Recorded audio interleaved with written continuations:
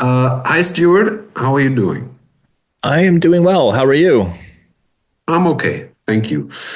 So, I want to talk to you about Outcraft. I'm going to admit to you right away, I've never played Minecraft before. From what I know, it's a game, or maybe even the first. Maybe you'll know more about this, where you are a person in a world, and you go out to mine resources, and then you build a shelter with that. So that because there's going to be monsters later on, and it seems like that spawned a whole universe of games like that. Is that a proper summing up of what Minecraft is? And do you know if it was the first of these games? I don't think it was the first, but I wouldn't know which one was. But it was around the time when people were just starting to make like procedurally generated worlds, like a world that will just keep on creating itself as you go. And I think that's what drove Marcus Person, person who created Minecraft initially. I think he was just really wanting to explore that. And he just started writing code, and then that became Minecraft. And yeah, it is the biggest game in the world now. Oh, okay. So then it's probably a predecessor of Dwarf Fortress, huh?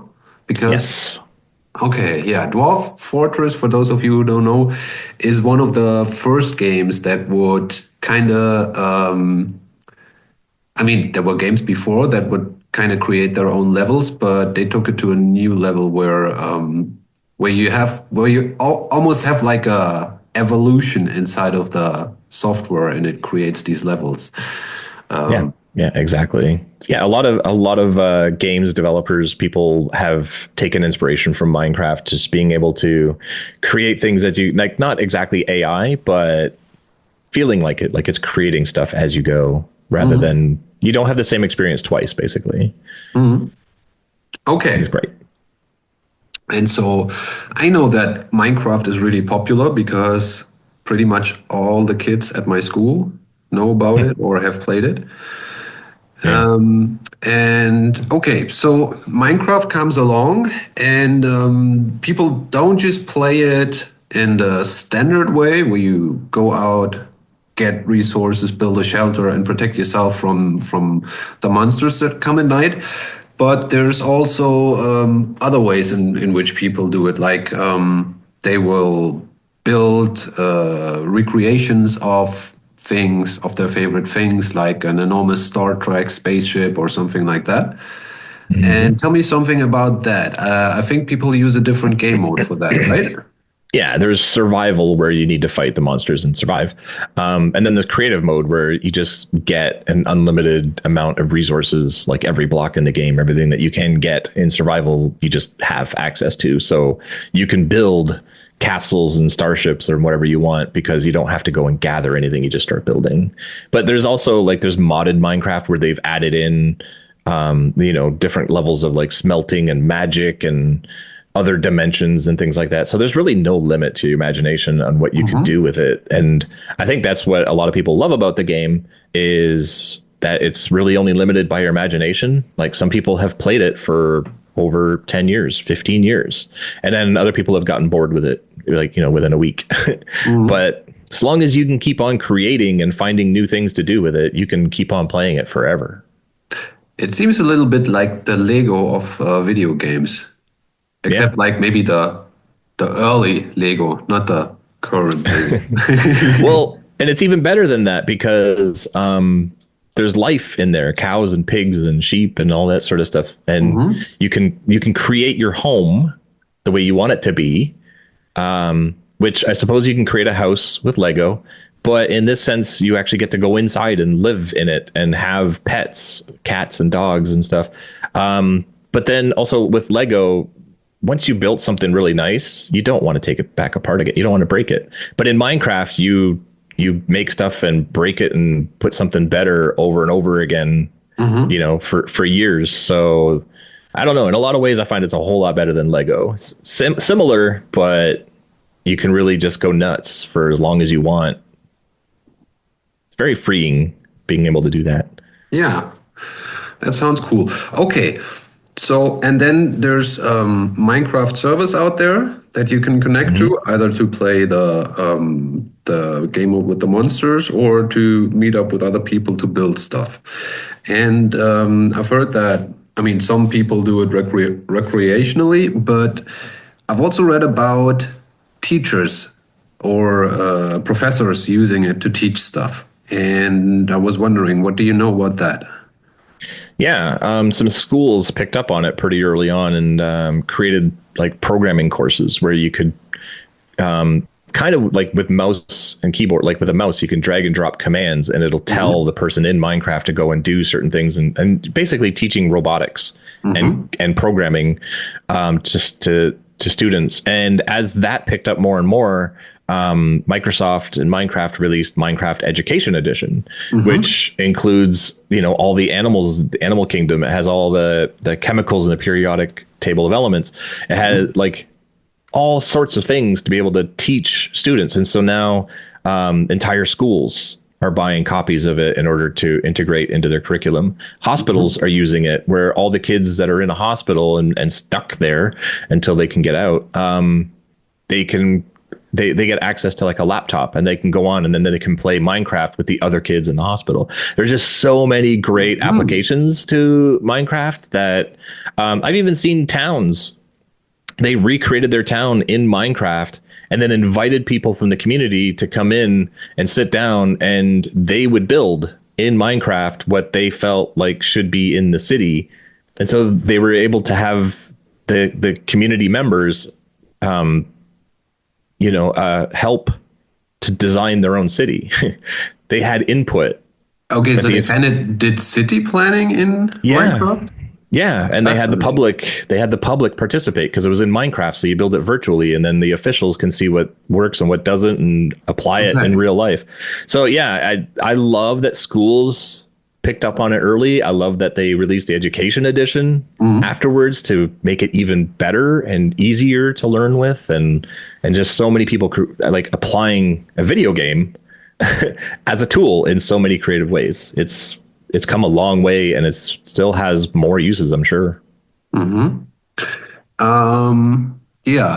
once read an article that was way back, I think more than a decade ago, about the gamification of life. And it had this simple study where all they did, they put a little it was just a little LED display, like old school, but it had a flower on it. And it was in your car, and depending on how you drove, like, you can drive always on the edge, that'll burn a lot of fuel, or you can drive in a relaxed fashion and you'll save on fuel.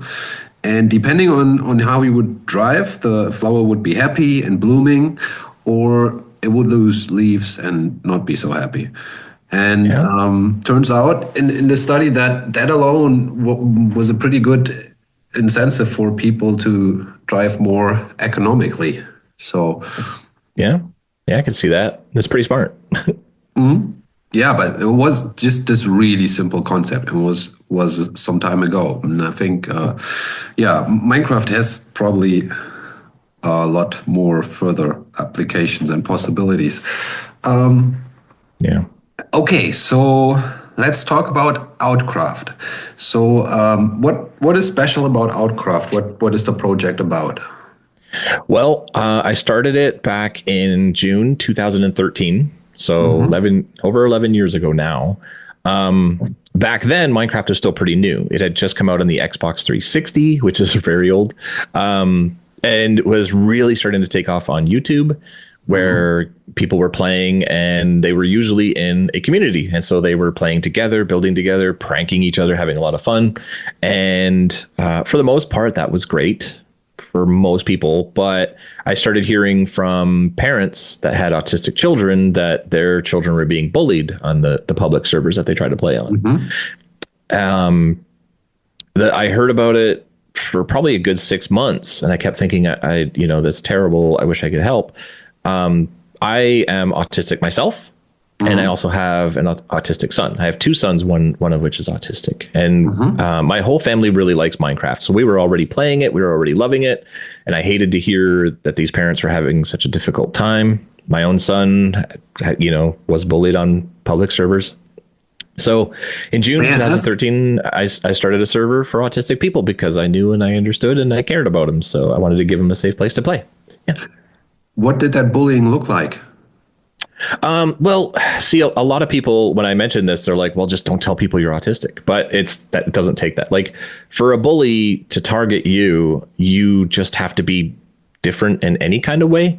And autistic people, even online on a public server, still struggle with, just social anxiety, awkwardness, communication is a tough one. If they've been homeschooled or they have any sort of learning impairments to go along with being autistic, then their spelling might not be great.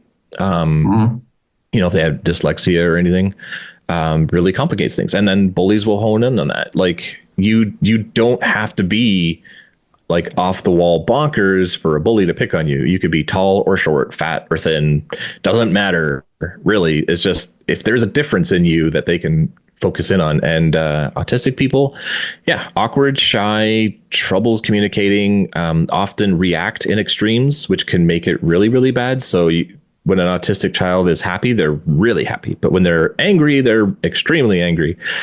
So anyway, the bullies would focus on that. And then once they realize that they can make you that angry or they can make you that awkward or you're going to be silly in some way for spelling things wrong or whatever the case, they will try and push that. And so on the public servers, what they would end up doing is just, if they can, they'll just they'll kill them over and over and over again in the game. So then they just keep showing up at their bed, but then they would go next to their bed and kill them again and do it over and over again until, eventually they just log off because they can't play the game.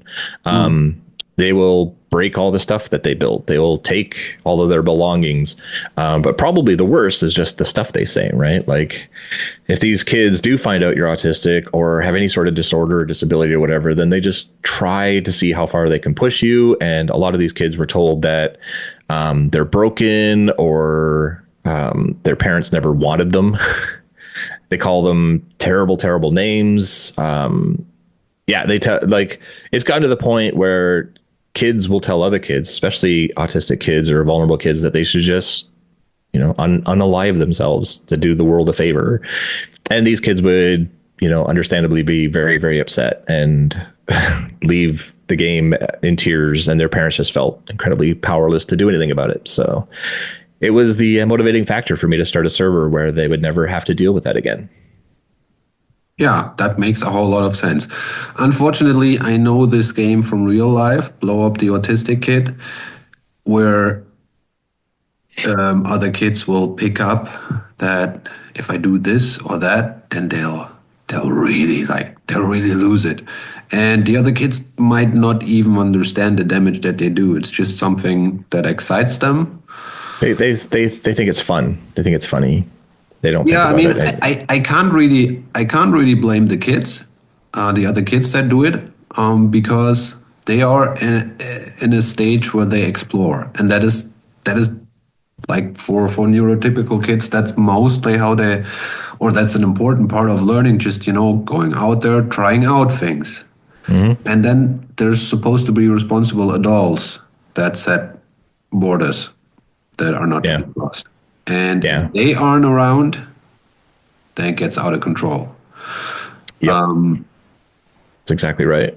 I've talked to a lot of parents when their kids come to the server, especially if their children are struggling or they're acting, mean or whatever sort of bad behavior is. I'll remind the parents, if you're not teaching your children how to behave online, then somebody else will be.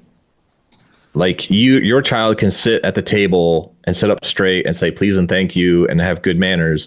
But when they sit down at a computer and they're online on social media or video game or whatever, all of that goes out the window. That doesn't apply. That's a totally different world. And if you're not teaching them to say please and thank you there, as well as at the dinner table, somebody else will teach them how to behave online.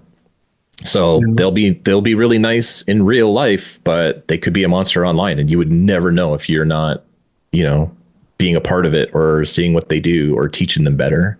You just never know.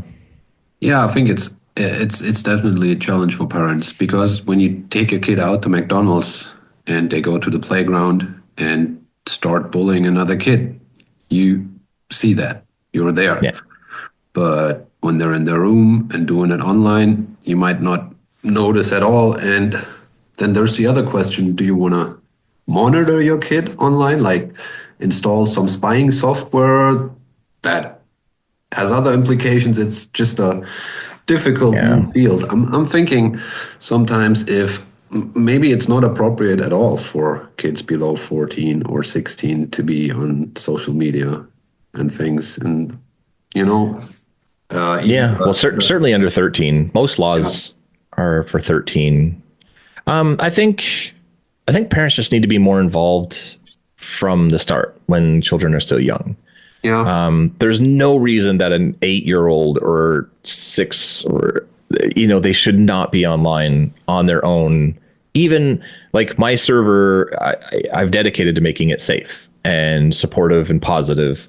But even there, when parents sign up their very young children and they come on and they struggle to read, they struggle to keep up with the communications and things like that, I'm just so disappointed, because no matter where they are online, you should be with them at a very early age. And that way, when they become teenagers, it's up to them. Like, they should know better by then. You've taught them how to behave online and morals and ethics and stuff, and not some stranger in some other country.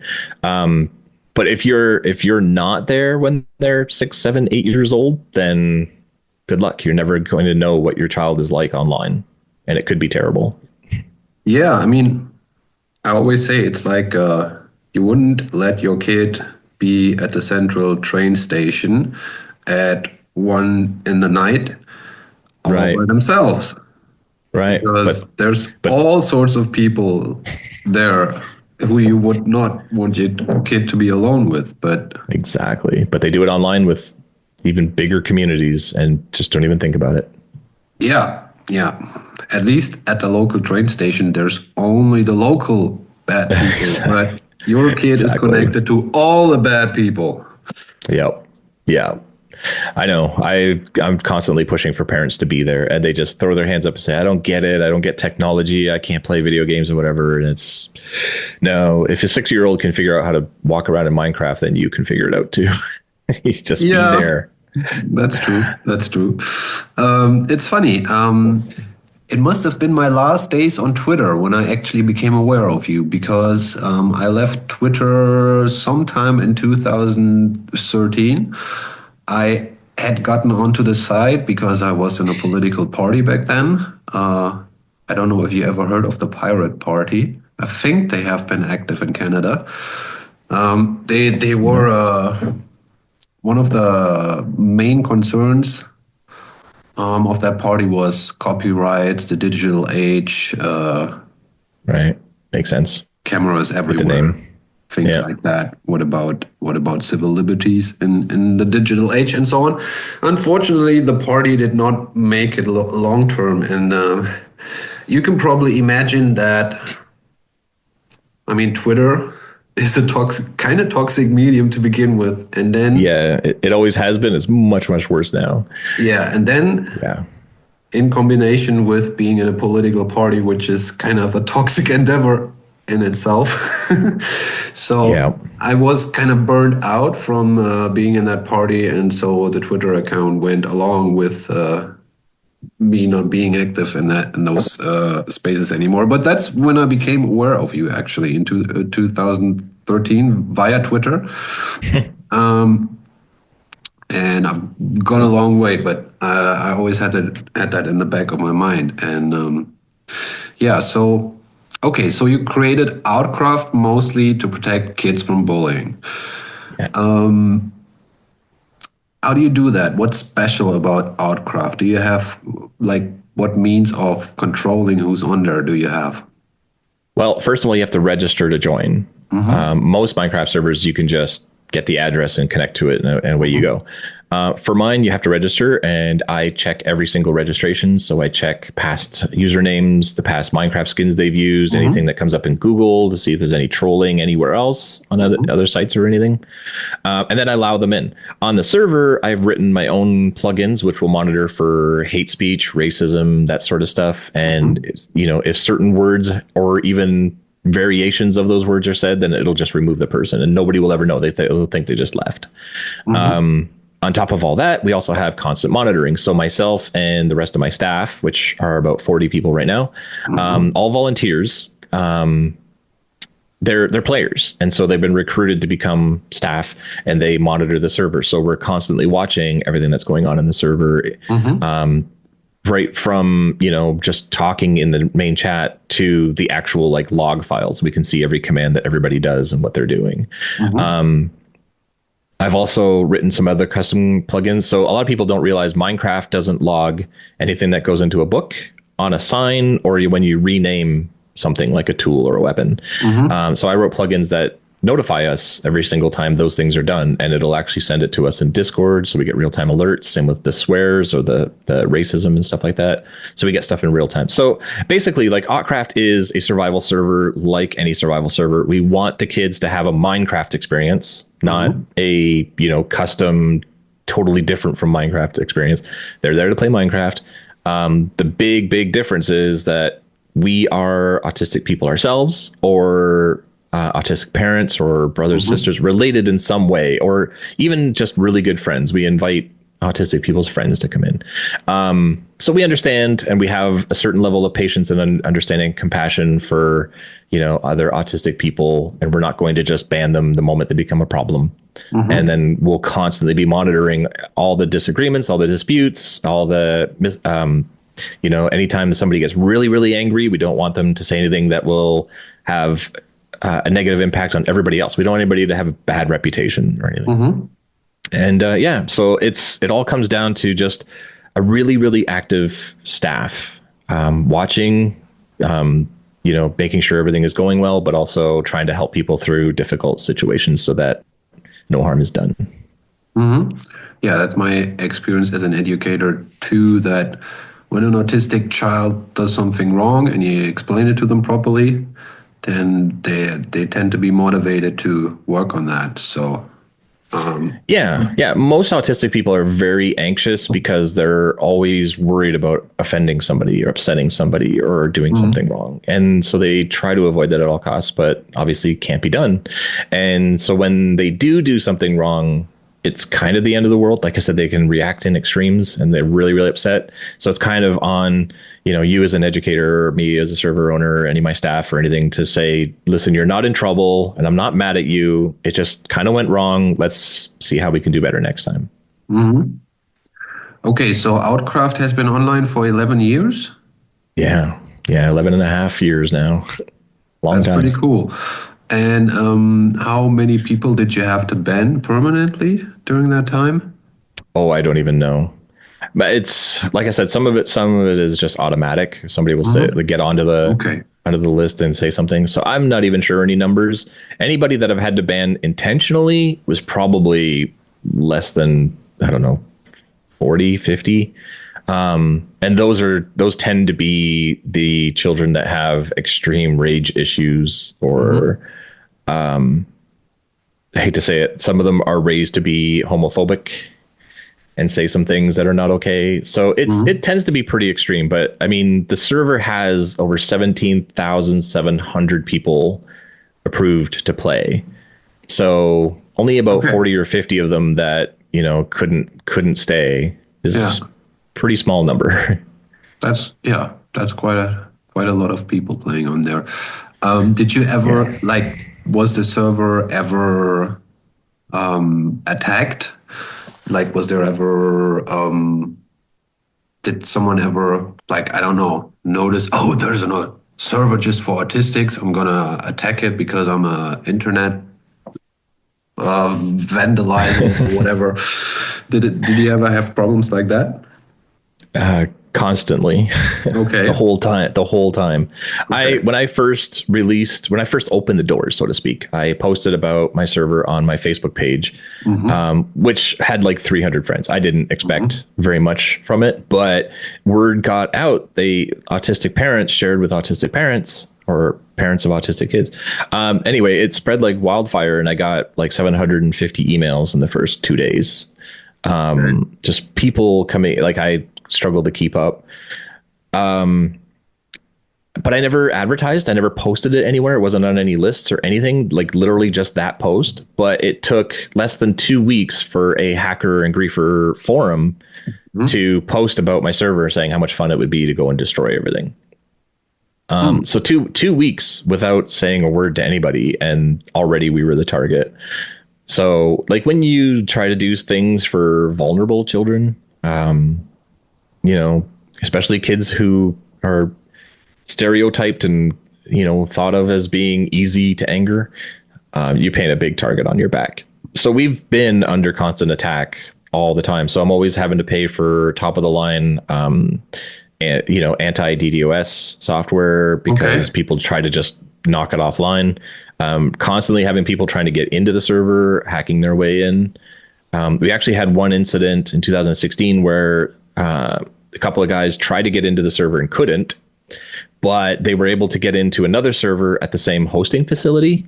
And once they got in there, they were able to hack the actual network of the hosting facility and direct all of my traffic from my server to the one that they had hacked. So they never got into mine. Sophisticated. It was very well done and very upsetting. And they said some terrible things to the kids once they were on that other server.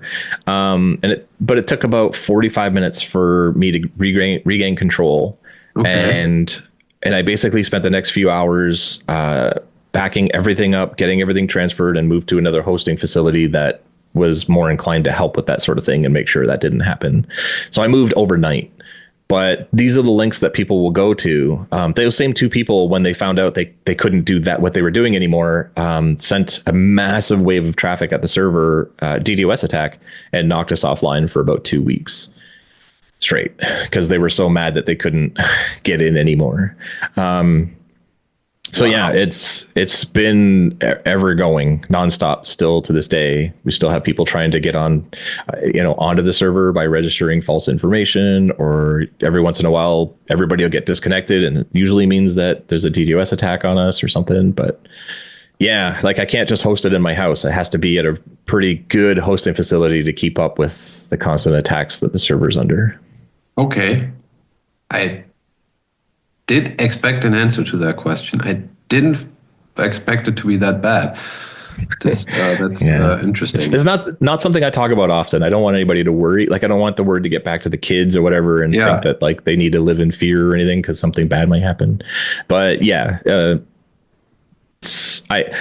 back when Twitter did regular normal verification, like actually scanned your ID and stuff like that, my account was verified because people were trying to copy my account because they wanted people to be messaging them thinking that it was me. I'm constantly getting those emails saying, password reset request because people are trying to get into my accounts all the time. It's just, it's constant, and it's a lot more worrying than people realize. Okay. But like I said, I try not to talk about it too much because it's pretty negative and scary, and I don't want anybody to worry. I wonder what kind of people are that motivated to do these kind of things. Working at schools, I noticed that there's like a hierarchy amongst the neurotypicals or amongst the non-disabled. So my observation is you'll have like the front row kids. These are the kids who are really successful in school or sports or whatever. And there's other kids who want to be just like them, they're like the front row people. They don't have a problem with disability. They are very stable in their own identity. And even if a disabled kid will like pull some kind of, will drop a line or something, give them a little, they'll take it, they'll be fine with it, or they'll dish back, but in a fair manner. But if you have that same dynamic between a disabled kid and a second row kid, like a kid that's not front row, but that kind of wishes it were front row, and is also very aware that they could also fall down the hierarchy further, and then they might find themselves in a position where they would be bullied despite not having like prominent features like having autism or whatever. And those kids, they are really vicious. Like when they get into some kind of a brawl with a disabled kid, they'll be so vicious to beat down on that kid or make sure that they are above that kid. And I wonder if some of that dynamic has to do with what's behind these hacking attacks, that it's people with that mindset or whatever, that they need to destroy the disabled kids in order to get a leg up somewhere or whatever. Any of the terrible people I've talked to, trolls or hackers or whatever, and I asked them why they would do such a thing, like even way back in that first forum, the answer is always because they think it's funny. It's just fun. Like, it's never anything more than that. It's nothing thought out or anything. It's just funny, which took me a long time to really think about. But like, as a teacher, you probably know negative attention seekers, right? Like, if a child can't get attention, they'll do something terrible because they know that'll get attention. Yeah, that all eyes on them is a thing. Yes. Well, the more and more I heard people saying because it's funny to make kids cry or to hurt kids or whatever, the more I realized that as much as an attention seeker seeks attention, these people are seeking fun. They're seeking happiness. They don't have any. And so they can't figure out how to get it in any healthy way or proper way. They're just not okay. And so they do the one thing that seems easiest and most guaranteed to be fun. And yeah, I guess hacking a server is an accomplishment to some degree, you know? I don't know. I think of it as like an attention seeker who could just say hello and they'll have some attention, but their brain just doesn't work that way. They need to do something big and drastic in order to make sure that it's a guarantee. And when people tell me that they hurt people because it's funny, I think they're pretty desperate to feel happy. Yeah. I think sometimes it's also a thing like people who have negativity inside of them need to make other people feel that way so that they feel less alienated, less alone or whatever. But okay. Yeah. Some people who can't figure out how to get above where they are, they can't figure out how to move up. They'll try to push other people down so that they feel better about themselves. Okay. So you already said some of this, but what I kind of want to sum this up. Where is Autcraft today? Like when you look at where it started out 11 years ago, and you would kind of give like a status. Where is it today? Like, how many people are playing actively at average? How many? Is it just one server, or are you having several machines at the farm you're hosted? And just kind of where is it at right now? Yeah. Other than the list of people, the number of people, Autcraft is very much the same as it was 11 and a half years ago. It's still one server, still one machine. The game itself has gotten a lot more optimized and has more features. So I'm able to manage things better. I can keep things running for longer. Whereas like in 2013, when I created the very first Minecraft world, it became corrupted and unusable in 6 months. And there was nothing I could do about that. So we had to wipe out everything and start over again. But now the current worlds that we're using were created in 2015. So we're going on near 10 years. Okay. All because of advancements to the game. The server, like I said, it started out big. I expected maybe to get a few people to join, maybe 100 people tops would be on the server, and that'd be great. But I get 750 requests within the first 2 days, and now we're over 17,700 people on the list. We get about 1,200 unique players per month on the server. So a lot of them are new. Some of them have been around for a long time. It's a mishmash, and it's probably, it's definitely, we always end up with higher numbers than that around Christmas, because we have a Christmas sword that we give that has the year on it, and people want to collect one of every year, and to get the Christmas presents and celebrate Hanukkah and a few other things like Kwanzaa. We have but we do all these things on the server for people around the world. And they come on for that. But yeah, it's grown and evolved. Like Christmas is a good example. We started making a Christmas village, which has the menorah and all these things that in it. We started that in 2015 with those new worlds, and every single year we keep adding to it and building to it. We have a Halloween area that we keep adding to and building to. So for 9 years now, almost 10 years, we've got like so much history, but so much new stuff we just keep adding to. And all these kids come back from like 10 years ago and they remember this, remember that. Oh, that's new and stuff like that. But at its core, and what I always try to tell people, like, Autcraft is a place for people to play safely, just to be protected from bullies and trolls. And from there, I mean, we were featured in Time magazine last month. Minecraft just released a book called The World of Minecraft, which is the full history of Minecraft. And Autcraft is in there.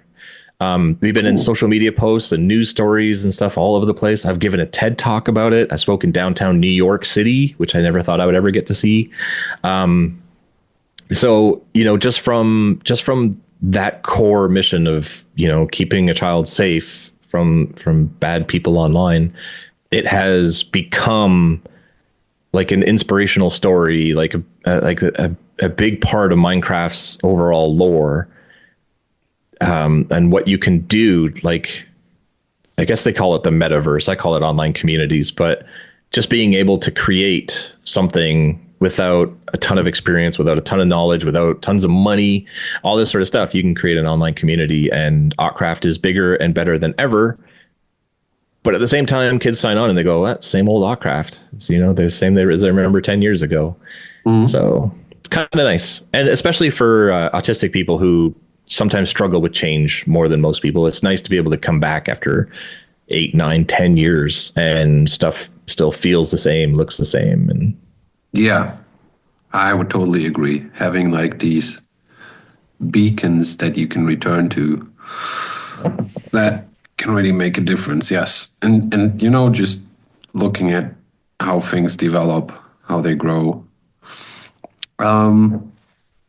Okay. So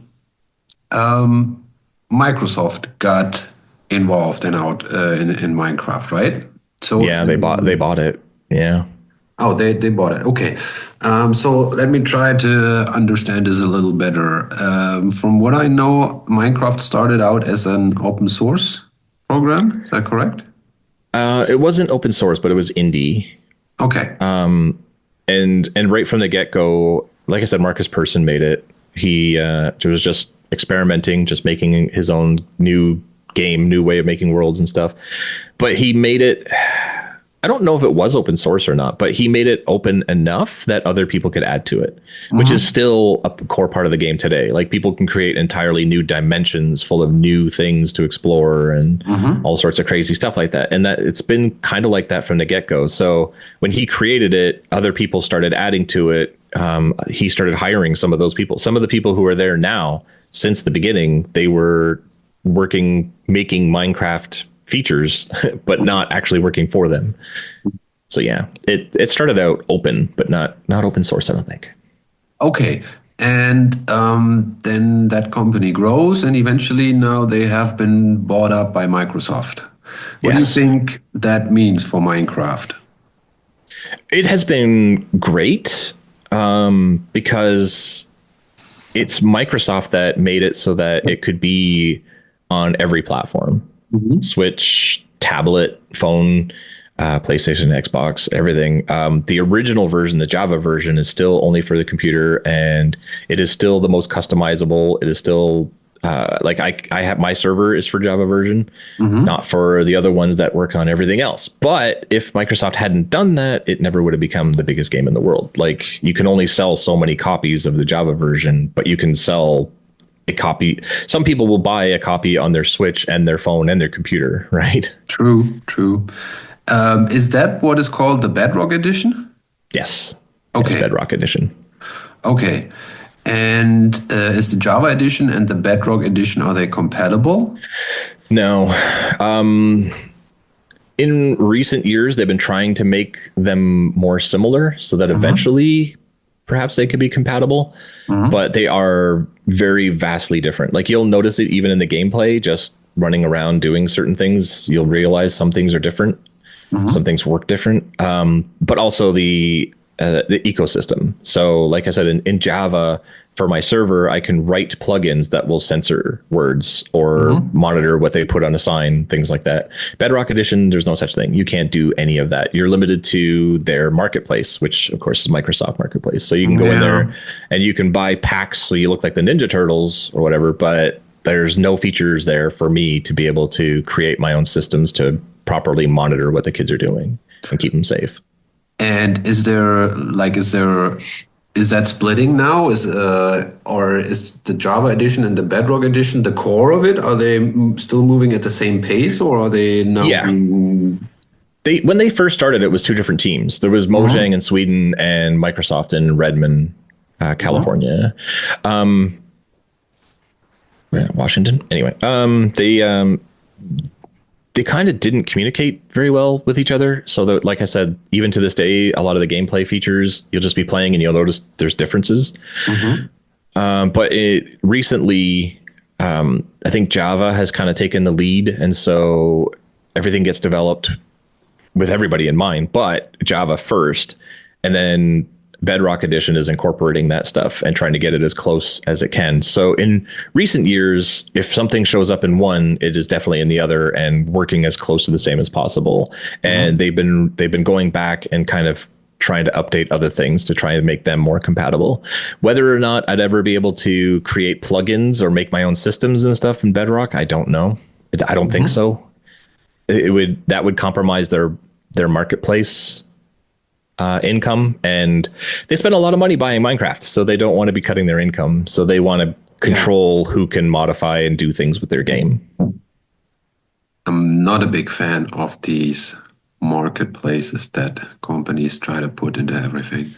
Yeah, Microsoft especially is really getting on my nerves. Like we recently acquired new computers for the school, and they now have Windows 11 on them, which I'm gonna keep on there because, I kind of have to think about it with the long-term support and so on. And Windows 11 is just so much worse than Windows 10 in terms of things that pop up, things that move. Like, I want these machines to be for school. And it's so hard these days to have a kid focus their attention on something. And then you have these stupid computers that they'll fire up, and then there's an update, and there's these 3 or 5 screens that someone has to go through, and then the kids won't do it by themselves, and it creates all these disruptions when all you want to do is you want to teach them something, and it's so annoying. Then there's the new bar on the left where you'll press a button. Am I allowed to do this? Yes. And then a pop-up will come up. You just allowed this. Oh, thank you. I hadn't noticed. And it's so super annoying. And trying to keep all of these computers running with like Firefox will update and then something will break, and Windows will update and something will break. It's annoying. Yep, 100% it is. But like as far as the marketplace, especially with things like Minecraft or when they buy something else, like they spent $2.5 billion to acquire Mojang and Minecraft, which today isn't all that surprising, but back then it was unheard of. That was a ton of money. It's still a ton of money, but small compared to some deals that are going through. But anyway, they wouldn't do that without a plan to make that money back and then some, right? So they kind of force their hand. Like they need that marketplace to do as well as they can make it do. And unfortunately, that means like if they open the doors for somebody like me to start making my own tools to monitor racism or whatever, then that opens the doors to all the tools, which means everybody starts making everything, which means their marketplace stops making money. Yes. So. Yeah. I hope they don't manage to replace open source or a culture, or just people getting online doing something together.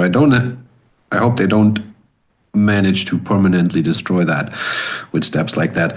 I was wondering for a school, if we were to, for other teachers out there listening, if we want to get into Minecraft today, what would you recommend? Would you recommend the Java edition or the Bedrock edition?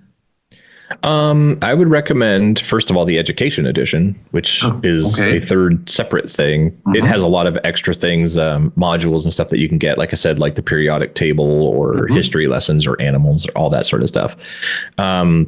Very tailor-made for educators. Very good. Barring that, I would recommend Java over Bedrock. Bedrock is a video game first and foremost. That's why it just has the marketplace. So kids can get in there and play Minecraft, but they're literally just going in there just to play Minecraft. Java edition is much more customizable. And so long as, like you said, so long as they don't kill, people open sourcing things and being able to make their own stuff, as long as the Java version exists, there will always be that world, because I can make virtually anything for my server. And then it's there for the kids. Like one child had a hard time reading the text on the screen. His vision was going. And so he would spam, like, when you like press A and hold your finger down, it does a long line of A's. He would do that and it would split up. When I talked to his aunt, she said it splits up the text. So some above, some below, it's easier to read. So literally that night, I had a plugin written for me that you could, like, all the kids could just type in a command and it would start splitting up every single line for them. And only they would see it, not the other kids. So it was their own line separator, making it easier to read. That kind of freedom is huge. So educators should start with Education Edition, because stuff is already pre-made specifically for education, but you're locked into that stuff, but it's good. But if you have the tools and the know-how and everything, then Java Edition for sure, because then you get the freedom to, if you know how, you can make anything you want. Well, yeah, not just the know-how, but also the time. As a teacher, also the time. A very critical resource. Yeah. Teachers don't get any free time. Okay. I think that gives us a good impression of what Autcraft is and what Minecraft is and how you can use it in education. Then there's a few other questions. More on the autism topic, I would say. Like, do you like what is the autism model that you have in your head? Like, what would you say is autism? Autism is very accurately called a disorder. If you've ever seen a brain scan of an autistic mind versus neurotypical mind, autistic minds tend to have a lot more electrical activity all at the same time everywhere. And that just creates disorder and chaos. And it's not that autistic people are dumb or unable to think or whatever. It's just that there's so much going on all the time that it can make thinking more difficult. It can make bright lights brighter, loud sounds louder. It can make it so that you could, step on a nail and not even feel it, because your brain already has so much going on. Like, from extremes to it being super painful to extremes where you don't feel anything, basically. Yeah, exactly. You could also step on that nail and it would be the only thing happening in your world at that moment, because you feel the pain so intensely. Yeah. Or even to the point, like, if you have a tag in the back of your shirt that's rubbing your neck, that's the only thing you feel, because that's the most painful thing going on right now.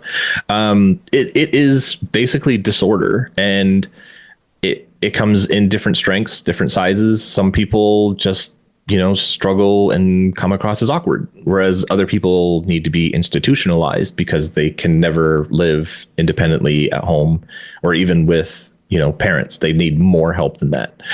So it's a very, very wide spectrum. And I think when people picture a spectrum, they imagine like a rainbow, one color to another. But really, with autistic brains having so much chaos and disorder inside, the spectrum really ranges for everything. So your ability to speak is on a spectrum. Your ability to take care of yourself, your personal hygiene and stuff is on a spectrum. Your ability to do executive function stuff like making those phone calls or talking to somebody about something important, that's on a spectrum. And those things can change wildly depending on the day. So even if you struggle with executive function, if you can't make those phone calls because it's just way too anxiety inducing, way too scary and stuff, you might be better at it tomorrow, but you might also be a lot worse. So it's an ever shifting, ever moving, complex set of many, many spectrums for many different things you have going on in your head, because your head is just in such disorder. Okay. Well, I was gonna frown at the word disorder for a moment, but then you explained it further. The reason that I frown on it a bit is if you translate it into German, you have the word Störung, and the word Störung is more. You could also translate that into English as disturbance. So I don't. Right. I'm not a big fan of any sort of language that makes it seem as if autistic people were something less or something disturbed or something broken in a sense. But I can definitely live with what you then said with the chaos. That makes a lot of sense. See, a lot of people worry that if you label it or you think about it too hard, or basically anything you say really will make an autistic person seem less than a neurotypical person. You're always going to be an other person. You're always going to be in some way inferior. But the disorder that is inside your head, all that electrical activity, all those thought patterns, all those memories, all those sensations that are going on all the same time is more. Yes. Every bit of it that's going on in there is more than a neurotypical person, and more. It can make things harder. It can make things a lot worse, but it can also make things a lot more. So if you can focus that, if your special interest is in science or math or art or music or anything ever, and that's your special interest, and you take such an interest and a passion for it that all that electrical disorder in your brain focuses in on that, and you get really, really good at it, then it becomes, as some people like to say, the opposite of less than a superpower. And it's not a superpower. It's just that's your interest, and that's what makes your brain happy. That's what brings order to the disorder. Yeah, I definitely agree with the part that it's not a superpower. And it's always difficult to level that when you talk to neurotypical people about it, because I think autistic people can excel and can be exceptional. But first of all, not in everything, not all the time. And I would argue it's like, if you think of Dungeons and Dragons and you have like a party of heroes that's going into the dungeon, you have the barbarian, and he trained a lot and he was in a lot of battles. So he's ready to fight every moment because he's just very durable. He's just very strong. So that is someone who honed a skill or his craft, and they're just ready to go. But then you also have the magician. And I mean, the barbarian, he can go up front. He can bash in some skulls or skeletons that'll attack, or he can beat down orcs, even ogres. But eventually, there'll be ghosts, and the barbarian won't be able to touch them. And, the whole party might not be able to figure it out at first. But the magician, when he focuses and when he brings that disorder that you talked about, when he gets into the zone where all of that energy works in the way that he wants to, then he can become something very powerful at that moment, being in the zone, and deal with this special phenomenon that the barbarian can't deal with. So, I think that's kind of a problem that every person has to face. Like they have to find their thing, and they have to find means to access their focus. But I think for autistic people, it's just bigger. Like from being in the zone and being this powerful thinking machine to not being able to get out of bed because like for a week because something happened and it takes you that long to get over it or whatever. So Yes. Yes, the model that I use in my work is the intense world theory. I wonder, have you ever come across that? Have you ever heard of it? No, I haven't. It was the person that came up with it is Henry Markram, who's a neuroscientist, together with his wife, and the basic, like the central thesis is that the amygdala, which is a part of the brain that, like the it's part of the processing part. It it'll, for instance, sort out what goes into your conscience and what will go into your subconscious. And the idea is that this organ in autistic people works like an amplifier and amplifies everything. So every sensorial input that you have, but also the thoughts that come out of yourself, they all go through there and they're all amplified. And so autistic people perceive all these things at a higher resolution, if you will, which again, as you say, has some advantages, but also disadvantages. Like in the computer world, if you have a image of something and the resolution is high, that's always better than the resolution being, or it's not always better, but in most cases it's better because on a high resolution image you have more detail, you can see more things. Yeah.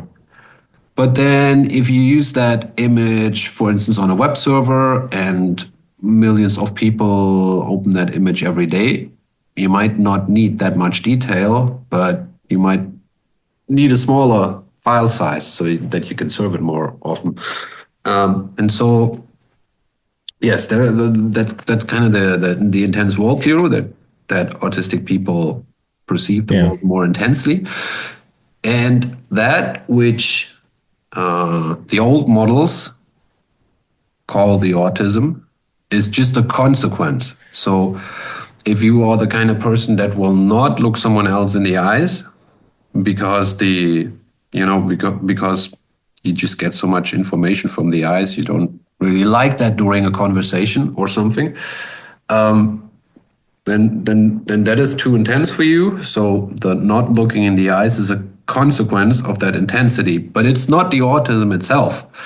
And that is really important to me because a lot of the old school models, they'll just look at people at a certain stage. Like autistic kids cannot look people in the eyes. And then that's the rule for autistic people. But as you grow older, you might figure out that I can look someone on the tip of their nose and they won't notice the difference.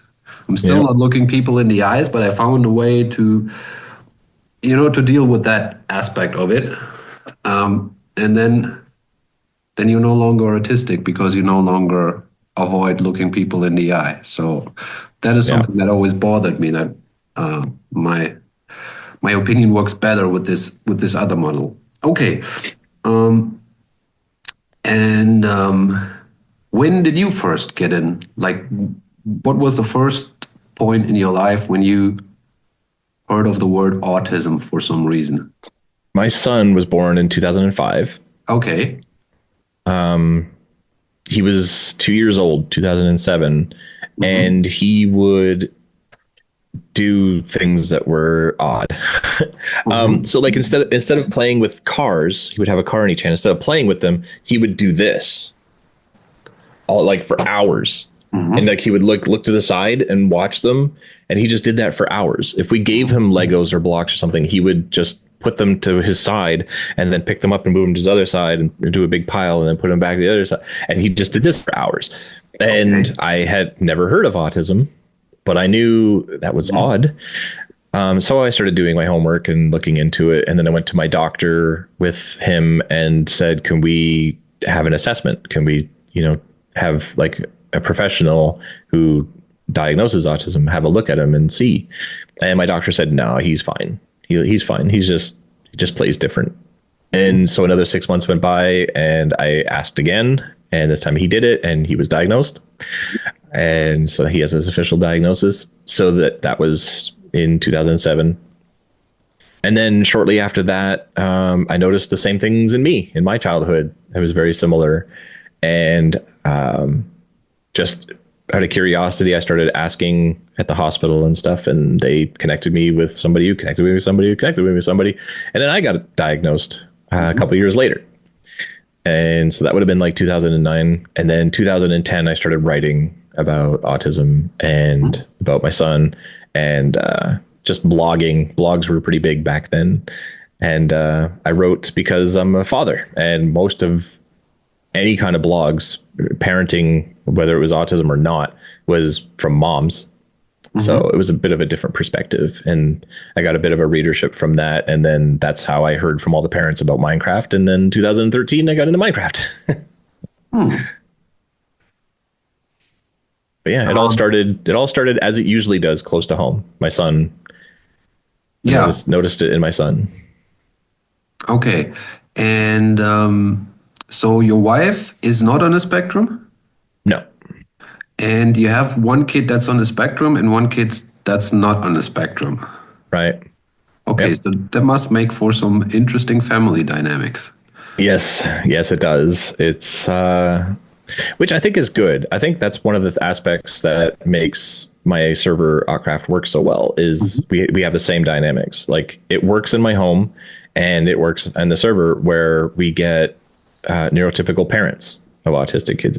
We get autistic adults, and we get brothers and sisters. We get all these different dynamic, like all these different perspectives in. So when we make a decision, we have all these different people with different opinions that can give input and make the best decision overall for everybody.